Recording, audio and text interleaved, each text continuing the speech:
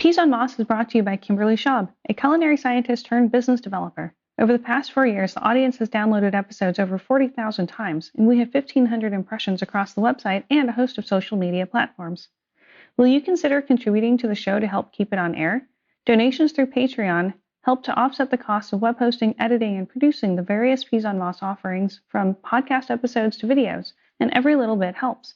From corporate advertisement to sponsored content and private contributions. Reach out to me on peasonmoss.com for details.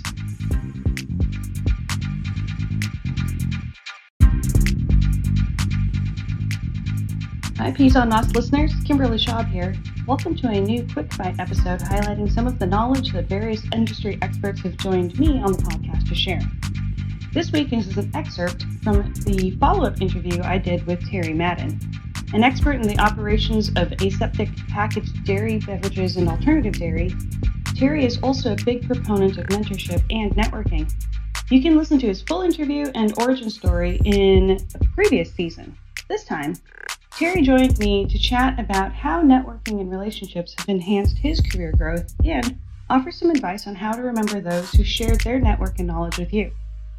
Being sure to give credit and shout-outs whenever you can will both create credibility and maintain humility as your career grows, because despite what celebrities and superstars might think, we were all likely given a chance or a break when we first started. Let's listen to this quick clip with Terry Madden.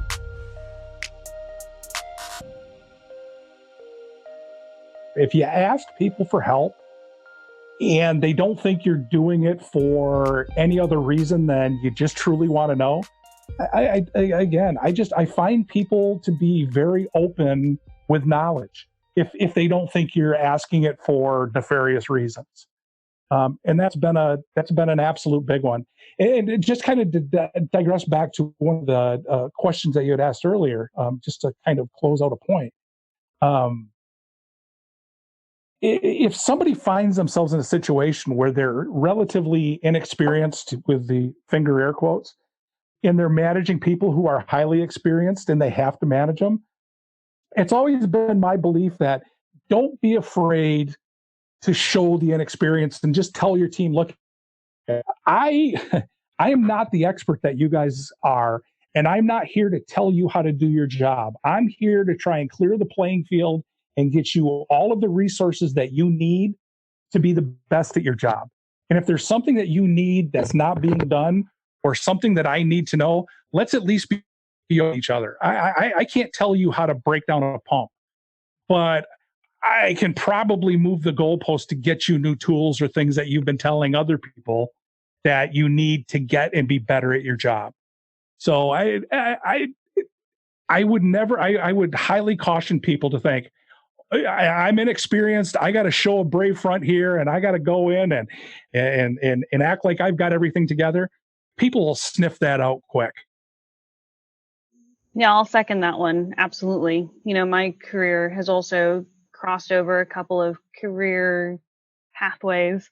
And yeah, I certainly do not know everything there is to know about a new part of a career. And I have also found that being open about it is a great way to break down those barriers, and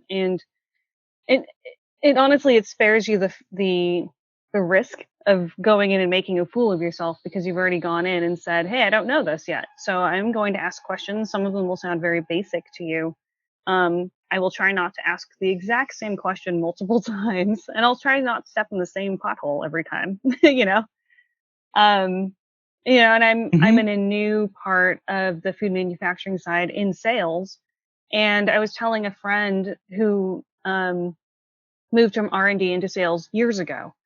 And I said, I just don't know what all of the tools are in the toolbox. I know I have a toolbox in front of me. I have a lot of resources, but I don't actually know which tools to grab. She said, that's okay. We know, we know who you are.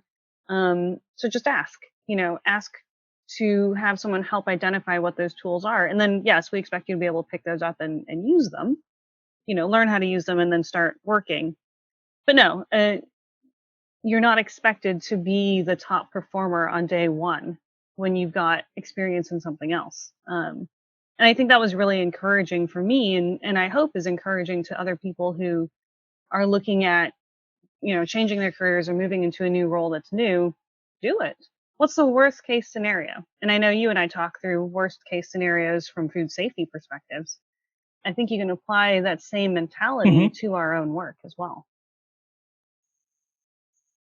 Oh, I completely agree. This is kind of a this is kind of a bare bones way to put it, but I had a mentor years ago that said to me, he said, "Look, you can walk in anywhere and go from stupid to smart." He said, "If you go in and hey, I'm just trying to learn here, and you're humble and you do all those things, and you say something that's relatively profound, people will remember that." But you can't go from smart to stupid. If you go in like I know everything and I'm an expert and you're going to do what I tell you to do, and then you say something really stupid, your credibility is shot, and it is hell trying to get it back. Yeah, it's true. It's very true. We in any part of the industry can sniff out somebody who's just kind of making it up. And there's winging it because we're all trying to create a solution together. We're brainstorming and it's live. And then there's another when like you said, someone comes in as if they're a know-it-all, and then you find out they don't know a whole lot about whatever the topic was. Yeah, and that's why I'm in the role I'm in today. I work for the largest or the largest rigid packaging manufacturing company in the world, and they've wanted to get into the dairy space, and the dairy is very insular. So when you walk in, and the people in the dairy industry, and I would have been the same way, if they sniff out that you may know your product, but you don't know that the challenges they live, you're never going anywhere. And we in my company is relatively successful in the dairy industry, but it's a growing field in terms of the things we do. And we're looking for a bigger market share. So they created a position for somebody who has a background and expertise in dairy, specifically aseptic dairy. And I was at the right place at the right time. That's fantastic. And so you know, in some funny ways, it seems like you've kind of closed the loop or gone full circle with your career and experiences because now you're really going to actively draw on your sales background and on your mentality of learning something new, bringing in the expertise that you have developed over the past years and into a new space and bringing a newer organization, or rather an organization into a newer segment where they don't have that expertise and you're getting to lead that. Yeah, I'm pretty lucky. I would be the I'd be the first, and luck is kind of hard work. Um, the more things you do and the more you prepare and educate yourself, you'll find yourself being luckier and luckier, um, and always being open and looking for things that make sense. And if you're managing your career and you have a plan, everything that you look at is look through the lens of okay. I said I wanted to be here. I wrote it down. I said I wanted to be here in 5 years. These are the places and do that. And it instead of sitting in front of Indeed.com and shotgunning across 1,000 jobs, you're pretty tight and focused. And as you build your reputation within the industry, and people start reaching out, and yeah, luck is very much a frustration and Hmm. hard work. And I'm happy for you because I know you've taken a new role, and I think with your background and expertise, you're going to walk into a customer and you'll have lived a life and seen all of the wars, and you add a tremendous amount of value to your customer base instead of somebody who went into a sales role and tried to learn industry. You went into the industry and you're now taking that into the sales role and the business development role. If I was sitting on the other side of the desk and somebody was trying to sell me, I don't my time's valuable. I don't have time to sit with someone who wants to talk about fishing and team is. I need to get to the bare bones of it, and how can you solve the pain that I'm experiencing right now? And I think you're uniquely suited to be able to do that. So I'm kind of excited to see what happens next couple of Thank years. you so much. I really appreciate that. I'll call you regularly for encouragement. I had a lot of people who didn't have to do things for me that they did and have helped me come to where I am sitting here today in 2020. And anybody who has those people in their lives that have helped them, don't forget them. And when the opportunity to pay it back or pay it forward comes, take the opportunity. Make sure and take care of him. And so, anybody who is helping you through mentorship or whatnot, don't just take. And it may be something small, but if there's an opportunity to give back, 100% do that. That is such a great life lesson to remember. And yeah, and I think something that we talked about very briefly at the very beginning is when you approach a mentor, um, you don't have to offer to buy coffee constantly. It's a lot of coffees. But also understand who the mentor is that you're approaching. Make sure that he or she has the capacity right now to be a mentor. You don't actually know whether or not that person's already started mentoring others in the industry. And make the questions appropriate to their expertise. I have gotten a couple of reach outs of really young, enthusiastic individuals, um, but the asks or the requests are a little off for what I can offer. And so it rings a little shallow or a little tinny, I guess, in the sense of I don't think you knew what I could have offered. And I guess I don't really always want to take the time to suss out really what their need is. So for those who are thinking about reaching out to us in the industry, absolutely do. But make sure you understand what you're asking for and whom you're asking these of. There are lots of mentors out there. I am certainly not always the best person to reach to. Yeah, and that's a great call out. And I think to add to that is when you're looking for a mentor, don't be completely selfish about it. Do your research, figure out who you're talking to, and make sure that it's something that they can and are willing to do. And I would say this to you. I think the very act of telling someone, "Hey, look, you might want to rethink your ask," is a great form of mentorship. Um, I grew up in I grew up in a world where when the principal called at home and said you had done something wrong, my parents didn't get mad at the principal; they got mad at me. So I grew up under that, and there are some times where getting some pushback um, is not a bad thing. So I think you've done as much in mentorship for someone who may have been a little bit overzealous by saying, "Hey, back off here a little bit. You're asking the wrong questions," and make them think.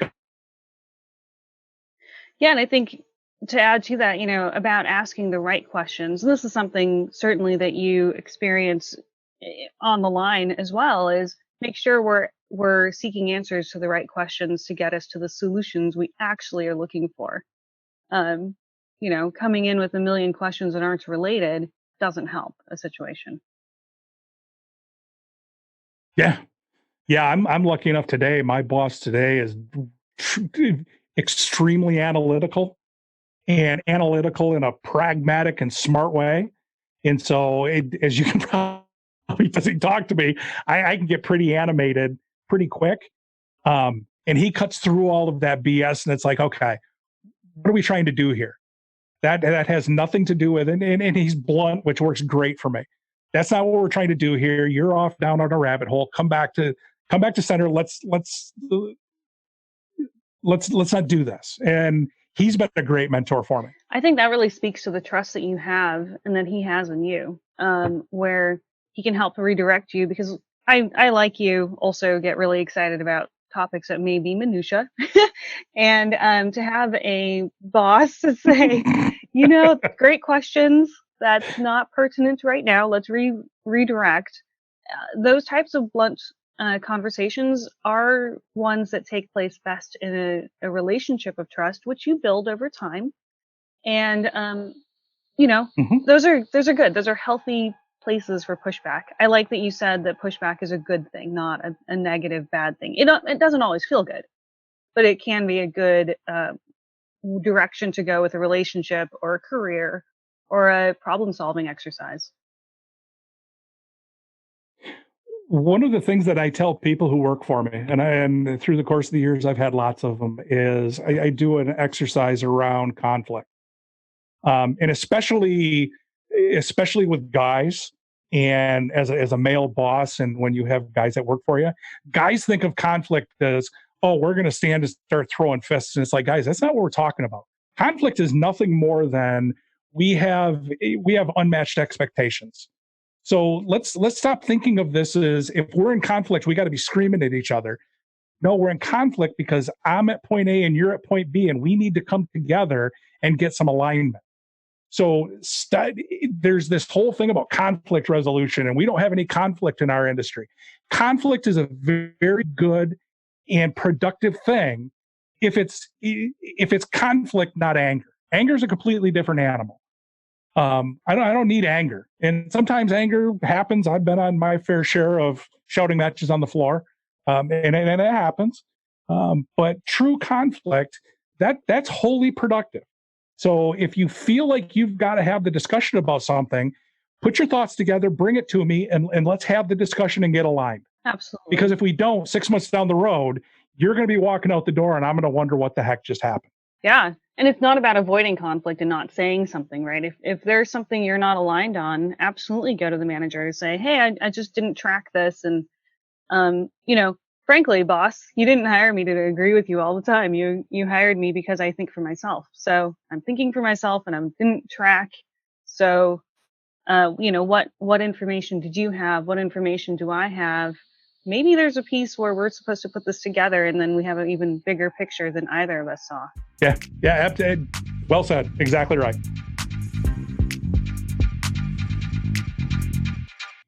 Thanks for checking out the Peas on Moss podcast this week. Gratitude to the Patreon sponsors who are helping me offset the costs of podcasting this year, as I don't have any official sponsors.